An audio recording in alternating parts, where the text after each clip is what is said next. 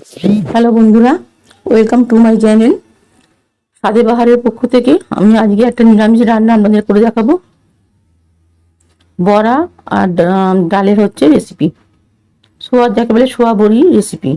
আমি এখানে কিছু মুগের ডাল আর কিছু সোয়াবিন আগের দিন রাত্রে ভিজে রেখেছিলাম। এই ডাল আর সোয়াবিনটা আমি ভালো করে নিয়ে এখন মিক্সিতে বেটে নেবো। তার মধ্যে এখন দুটো কাঁচা লঙ্কা আমি তার মধ্যে দিয়ে দিচ্ছি মিক্সি জারের মধ্যে। দিয়ে ডাল, সোয়াবিন আর কাঁচা লঙ্কাটা আমি ভালো করে এবারে পেস্ট করে নেবো প্রেসারেতে। ভালো করে সোয়াবিনটা দেখে নিতে হবে যেন ভালো করে ভিজে যায়। এবার বাটা হয়ে গেছে, আমার মিক্সিতে বাটা হয়ে গেছে। বাটাটা কতটা মসৃণ হয়েছে তা আমি আপনাদের এবার দেখাবো। দেখুন বাটাটা পুরো মসৃণ হয়েছে। ওই বাটাটার মধ্যে, ডাল বাটাটার মধ্যে আমি এখন দেবো নুন আর দেবো কাঁচা লঙ্কা আর আদা বাটা। আমি কাঁচা লঙ্কা আদাটা আগে থাকতে বেটে রেখেছিলাম, সেটাকে নিয়ে ভালো করে ডাল বাটাটা মেখে নিতে হবে। যেমন করে আলু ভাতে মাখি আমরা, ঠিক সেরকম করেই মেখে নিতে হবে। নুনের পরিমাণটা একটু অল্প হয়েছিল, আর বেশি করে দিলাম। এদিকে আমি গ্যাসে একটা কড়া বসিয়ে দিয়েছি। গ্যাসটা আমি জেলে নেবো, কারণ এখানে হাওয়া দিচ্ছে, বারবার ধরে গ্যাস নিভে যাচ্ছে। এবার ঠিক গ্যাসের তেলটা একটু গরম হয়ে গেছে। এবার তার মধ্যে আমি যে আলুগুলো পিস পিস করে কেটে রেখেছিলাম, সেই আলুগুলোর মধ্যে দিয়ে দিচ্ছি। আলুগুলো হয়ে যাবে, ভাজা হয়ে যাবে। ভাজা হয়ে গেলে তারপর আমি ওতে সোয়াবিনগুলো দেবো। এত হাওয়া দিচ্ছে যে এখানে গ্যাস জ্বালা যাচ্ছে না, দেখুন। আর আলুটা ভালো করে এখন ভেজে নিচ্ছি, ভালো করে লাল লাল করে ভেজে নেবো। কারণ আলুটা যদি না ভালো করে ভাজা হয় তাহলে কিন্তু তরকারির স্বাদ ভালো হবে না। এবার আলুটা ভালো করে ভাজা হয়ে গেছে, দেখতেই পাচ্ছেন লাল লাল করে আলুর রং ধরে গেছে। এবার আলুগুলোকে আমি তুলে নিচ্ছি। আর একটা করে আলুগুলো আমার তুলে নিতে হবে। ওই তেলের মধ্যেই এবার আমি দিয়ে দেবো আমার নুন আর হলুদ মাখানো সোয়াবিনগুলোকে। নুন হলুদ মাখানো সোয়াবিনটাও ওই তেলের মধ্যে দিয়ে দিচ্ছি। দিয়ে আর একটু নুন দিলাম, যদি সোয়াবিনের পরিমাণ কম বেশি আছে, নুনের পরিমাণ কম হয়ে গেছে। সোয়াবিনটা ভালো করে নেড়ে নেড়ে ওই রকম ঠিক আলুর মতন করে চাপা দিয়ে ভেজে নিতে হবে। এবার একটু চাপাটা দিয়ে দেবো আমি কড়ার উপরে। চাপাটা দিয়ে দিলাম। কিছুক্ষণ পরে সোয়াবিনটা ভালো রং হয়ে গেছে, বা সোয়াবিনটা তুলে নিচ্ছি আস্তে আস্তে। খুন্তির সাহায্যে সোয়াবিনটা আমি তুলে নিলাম।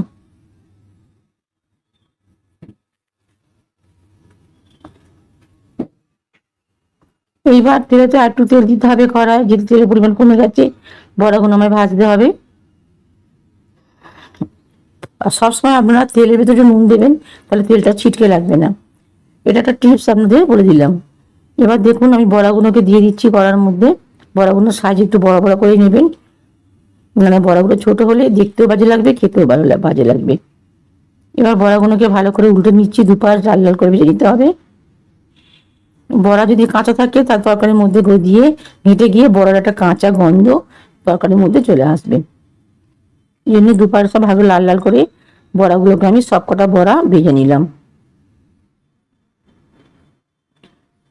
তো দেখুন বন্ধুরা, ওই কড়াতে আবার একটুখানি তেল দিয়ে তার মধ্যে আমি দিয়ে দিচ্ছি গোটা সাদা জিরে।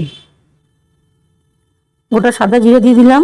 আর তার ভাবে হলুদ, জিরে গুঁড়ো, ধনে গুঁড়ো আর লঙ্কা গুঁড়ো, এই যে তিনটে গুঁড়ো মশলা আছে, সে তিনটে গুঁড়ো মশলাকে আর আদা কাঁচা লঙ্কা বাটাটা প্রথমে দিতে হবে। তারপরে মশলাগুলোকে দিয়ে, মানে আদা কাঁচা লঙ্কা বাটাটা আমি দিয়ে দিলাম।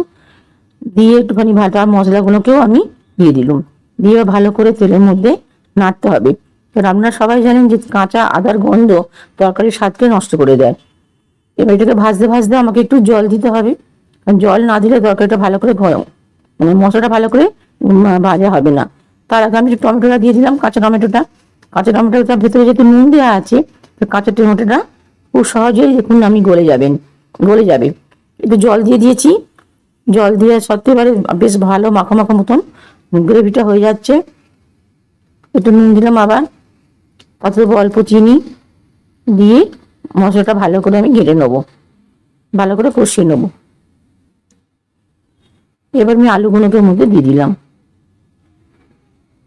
আলুগুলোকে দিয়ে ভালো করে নাড়াচাড়া করতে হবে। এই কষানোটাই হচ্ছে তরকারির মূল মন্ত্র। কষানো যদি ভালো না হয় তরকারি কিন্তু কোনোদিনই ভালো হবে না। সে থেকে মশলার গন্ধও আসবে এবং আদার কাঁচা গন্ধও আসবে। আর আদার কাঁচা গন্ধ মানে তরকারির স্বাদকে সম্পূর্ণ নষ্ট করে দেবে। তাই আমি এখন এই আলু কষানোর উপর একটু চাপা দিয়ে দেবো, দিলে আলু কষানোটা ভালো হবে। একটু চিনি দিলাম অল্প করে, স্বাদ মতন চিনি। আমরা চিনি খাই বলে চিনি দিচ্ছি, যদি আপনারা চিনি না খাওয়ান তাহলে কিন্তু চিনিটাকে আপনারা স্কিপ করে যাবেন। আমি কিন্তু বারবার বলছি আলুটাকে ভালো করে তরকারিটা আপনি নাড়িয়ে ভালো করে ভেজে নেবেন। তাড়াহুড়ো করলে তরকারি ভালো হবে না। চাপা দিয়ে রেখেছি 2-3 মিনিটের মতন, আমাকে চাপা দিয়ে রাখতে হবে। 2-3 মিনিট পর চাপাটা খুলে দেখাবো যে তরকারিটা কীরকম হয়েছে। দেখুন চাপাটা আমি খুলে নিয়েছি। এবার দেখুন তরকারিটার মশলাটা ভালোভাবে গায়ে লেগে গেছে এবং আলুগুলো সেদ্ধ প্রায় হয়ে এসেছে। পুরো তরকারিটা মশলাগুলো দেখুন গায়ে লেগে গেছে। এবার আমি আলতো করে ফের জল দিলাম, দিয়ে এটাকে আরও একটুখানি গ্রেভি করে নিচ্ছি। নেড়ে নেড়ে এটাকে গ্রেভি করে নিতে হবে। এবার পরিমাণ মতন জল ওর মধ্যে আমি দিয়ে দিলাম, দিয়ে এটাকে চাপা দিলাম। মিনিট 5 পর যা ফুটবে, এটা মিনিট 5, আলুটা যেহেতু শক্ত আছে, আর মিনিট 5 পরে আমি ফিরে এলাম। দেখুন আলুগুলো সম্পূর্ণ গলে গেছে আমার, আর সোয়াবিনগুলো ভালো গলে গেছে। এবার সোয়াবিনগুলো আমি দিইনি, সরি, সোয়াবিন হচ্ছে বড়ার সঙ্গে আমি সোয়াবিনগুলো দিয়ে দিলাম। বড়া সোয়াবিন একসঙ্গে দিয়ে দিলাম, দিয়ে একটু জল দিতে হবে, যেহেতু বড়াগুলো জলটা টেনে নেয়। জল দিয়ে ভালো করে আমাকে আবার একটু চাপা দিয়ে রাখতে হবে। তার মধ্যে আমি একটা ভাজা মশলা করে নিয়েছি, ধনে, জিরে আর শুকনো লঙ্কা। আমি কড়াই ভেজে ওটাকে ডাস্ট করে রেখে দিয়েছি, ওটাতে পরে আমি দিয়ে দেবো। কিছুক্ষণ যখন ফুটবে, যাতে বড়াগুলোর ভেতরে রসটা ঢুকে যায়, নাহলে বড়াগুলো শুকনো থাকলে রস ঢুকবে না। কিছুক্ষণ পর ফিরে এলাম, এসে কড়ার ঢাকাটা খুলে দিলাম, দিয়ে বড়াগুলো বেশ ভালোভাবে জলে ডুবে গেছে রসেতে। এবার আমি ধনে পাতা দিয়ে দিলাম ওর মধ্যে, দিয়ে আবার একটু চাপা দিলাম।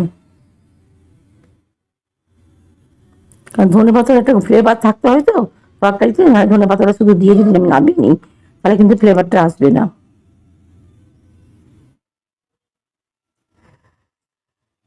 কিছুক্ষণ পর আমাকে ফিরে আসবো, ফিরে এলাম কিছুক্ষণ পর, দেখলাম ঢাকাটা খুলে, কিন্তু এখনো পর্যন্ত তরকারিটা ঠিক মতন ভালো হয়নি। তাই আমি আবার ঢাকাটা দিয়ে দিয়েছিলাম। দেখুন আমার তরকারিটা এবার কিন্তু সুন্দরভাবে হয়েছে এবং ধনে পাতাটাও খুব ভালোভাবে জলের সঙ্গে মিশে গেছে, ঝোলের সঙ্গে। এবার আমি তরকারিটা ঢেলে নেওয়ার পালা।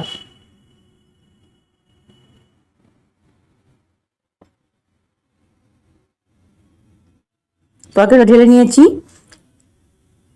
দেখুন আমার তরকারিটা এবার কীরকম হয়েছে, আমি ভালো করে কড়া পরিষ্কার করে নিচ্ছি। আপনাদের দেখাচ্ছি বন্ধুরা, দেখুন তরকারিটা আমার, দেখুন বড়া সোয়াবিন তরকারি কিরম লাগলো আমাকে অবশ্যই জানাবেন। ভালো লাগলে লাইক, শেয়ার এবং আমার চ্যানেলটিকে সাবস্ক্রাইব করতে ভুলবেন না। আসি বন্ধু আজকের মতো, নমস্কার।